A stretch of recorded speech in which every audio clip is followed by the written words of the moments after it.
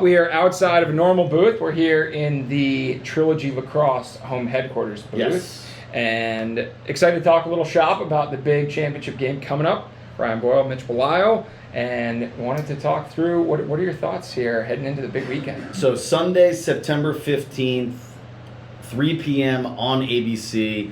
You know, I think legacies, right? What is at stakes? You're looking at Whipsnakes' fourth championship in 6 years. This is the opportunity to get their third. That'd be more than any other franchise. And like, is that a dynasty? Is that not a dynasty? Like, we're getting kind of in that range. Long gap in the middle. That makes it not a huge gap. I mean, and then Archers, back-to-back, the second team to do that, second franchise to do that. And they'd be doing it without Tom Schreiber. Yeah, that part of it, I think, is the really impressive factor. He's such a big part of that team, but that next man up mentality has been so evident, as we saw, especially on the defensive end. Obviously, he's an offensive guy, but he's a midfielder, and they just absolutely dominated last week. They did. I mean, I'd be curious to see if it was a tighter game, what they would kept doing offensively. It was 9-0 at halftime, so that offense wasn't really like pushed or stretched at all in the second half, tested. So you look at who, you're not going to replace Tom, right? So who's got to kind of step up? Obvious names come to mind are Grant Amen and Trey Leclerc in the midfield position. And then at attack, O'Keefe had a big game against Whipsnakes when they played earlier this year. Matt Moore has been kind of in and out of lineup battling injuries. Connor Fields, you think of him, right? So two things. Number one, the semis, he didn't do much.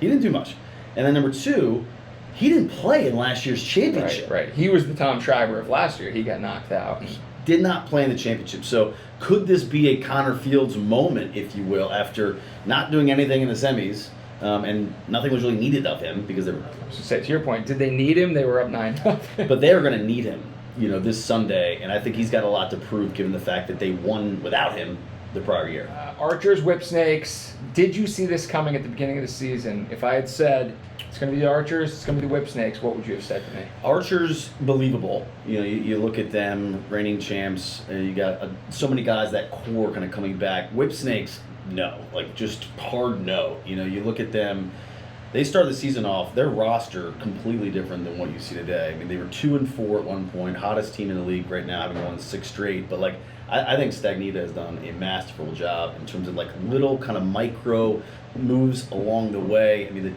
obviously drafting Malone and Zapatello, kind of goes without saying. But I think the in-season trades for Levi Anderson, who buries the game winner against Atlas in the semifinal, and then the pickup of Ryan Conrad after Tucker Dordovic got injured. Like, Stags has just done a tremendous job of little moves kind of along the way. For you, instant classic, right? They win in overtime. What was more impressive, them beating Atlas, number 1 seed, or I'm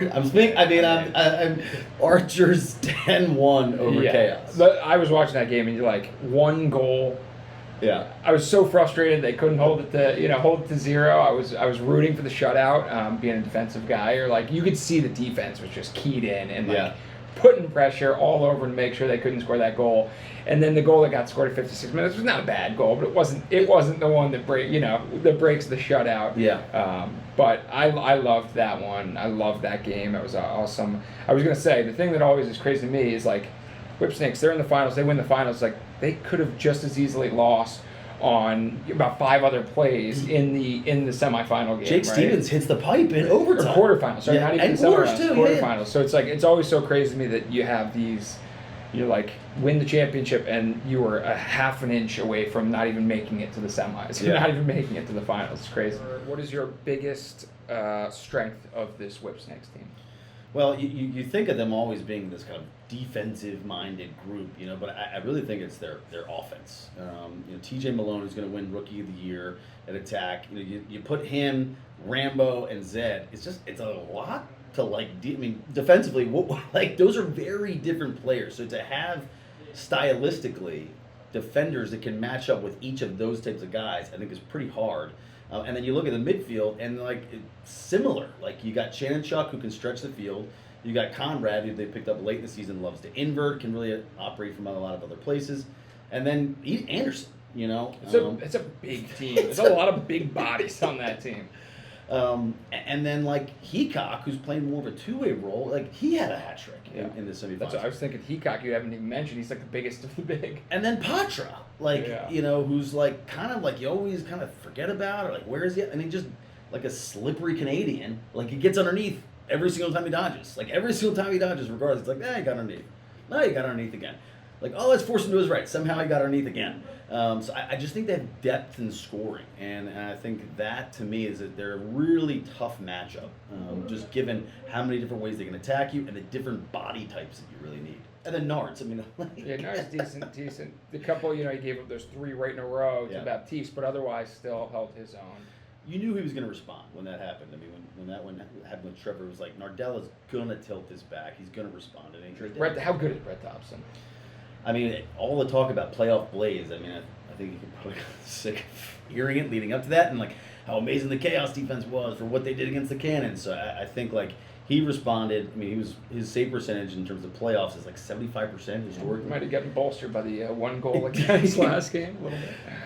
He had to he saved the championship. Right, last year. Yeah, that one. I think of that. The Caraway 2-pointer. He, got a piece of that would have been, would have tilted the entire game towards, it was game-saving, game-winning save. So I think you look at them, the only thing I think defensively is they had a bye in the quarters, and then the semis, they...